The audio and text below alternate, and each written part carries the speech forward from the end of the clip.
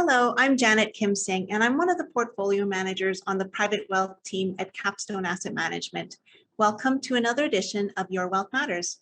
I'm joined by my colleague and fellow portfolio manager, Maria Dawes, and we're discussing beneficiaries. This is a big subject and it's very important because it affects everyone, whether you have registered or non-registered accounts. Today, we're going to try and simplify some of the basic concepts for you. So Maria, why don't we start off by talking about non-registered accounts? Hi, Janet, and sure thing, I'm happy to. So non-registered accounts don't have beneficiaries that we assign on our end. Rather, non-registered account beneficiaries get assigned to the will. So your first estate planning tip here is if you don't already have a will, make one. This is not optional. And I guess I'll leave it at that for now in case I go off tangent, but there are so many implications of passing on without a will in place. So in this day and age, will kits and notaries at your doorsteps, there's lots of information for you online. This really needs to be a priority. So Janet, let's talk about registered accounts now. Sure, Maria. First off, when speaking about registered accounts, we're talking about RRSPs and TFSAs.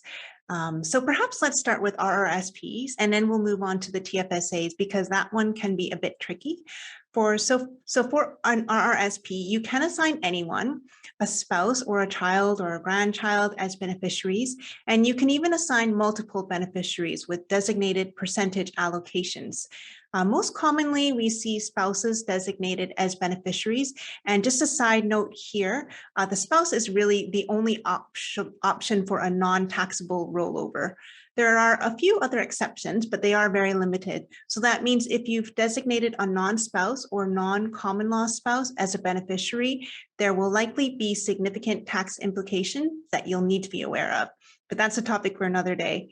Now it's worth bringing into the mix the contingent beneficiary designation because that is an option when setting up your account or at any time really. Contingent beneficiaries are essentially backup beneficiaries that you can assign on either an RRSP or a TFSA and come into effect if the primary beneficiary predeceases the annuitant. So it might look something like this. Your spouse is your primary beneficiary with your children set up as contingent beneficiaries.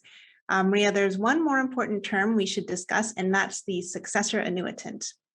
Right, so this term applies mainly for RIF accounts, and a reminder that a RIF is what the RSP converts into at age 71 or prior to that, depending on your situation. A successor annuitant essentially assumes the ownership of the RIF as though they were the annuitant, and therefore things such as RIF payments would just continue per normal. If a spouse were designated as a beneficiary, but not a successor annuitant, then the RIF would still be eligible for what we call a spousal rollover, but this effectively results in a lump sum transfer to a RIF or RSP of the surviving spouse, probably a new RIF. In this case, the minimum payment would need to be recalculated and potentially adjusted based on the age of the surviving spouse. So in our view, having your spouse designated as the successor annuitant or successor holder is preferable. It gives the most flexible options.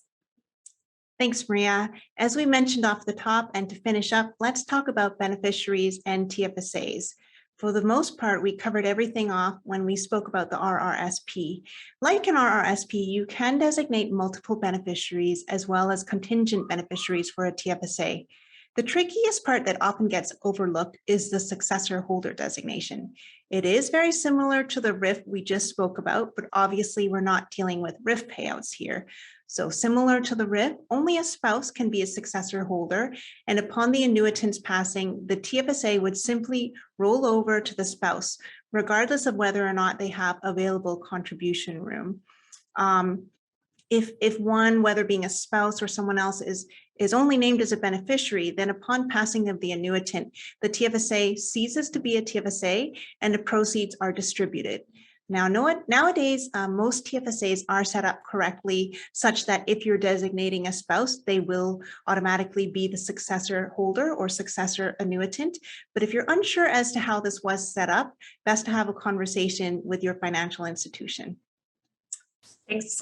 And I think we've covered off most of the basics. And while there's much more to say, well, we're going to just leave it there for now. And perhaps we can do a part 2 down the line. As was just mentioned, if you're unsure about your accounts and how they're presently set up and wish to check with your portfolio manager, please do not hesitate to be in touch. Thank you for joining us on another edition of Your Wealth Matters.